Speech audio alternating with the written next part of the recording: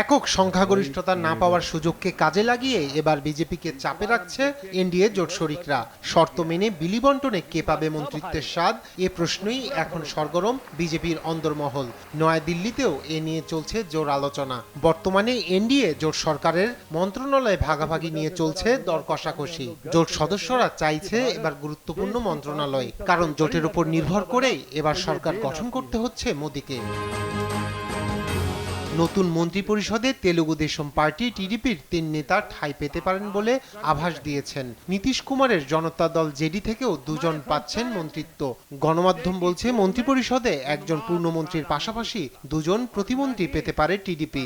দলটির চাওয়া ছিল ২ জন পূর্ণমন্ত্রী এবং ৩ জন প্রতিমন্ত্রী। এছাড়া দলকে ডেপুটি স্পিকার পদ দেওয়ারও আছে সম্ভাবনা।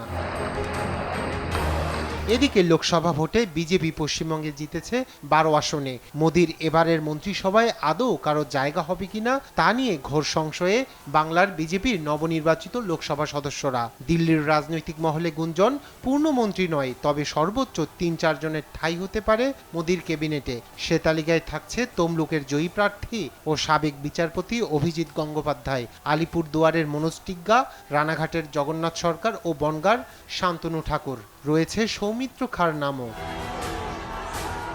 মোদির শপথ ঘিরে এরই মধ্যে ভারতীয়রা বুনতে শুরু করেছে আশা আকাঙ্ক্ষার বীজ। জনগণের আশা নতুন সরকার উন্নতি করবে তাদের জীবনমান।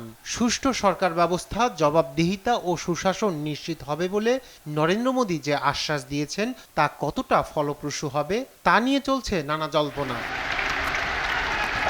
রায়হান কবির শুভ্র, নিউজ ডেস্ক, দেশ টিভি।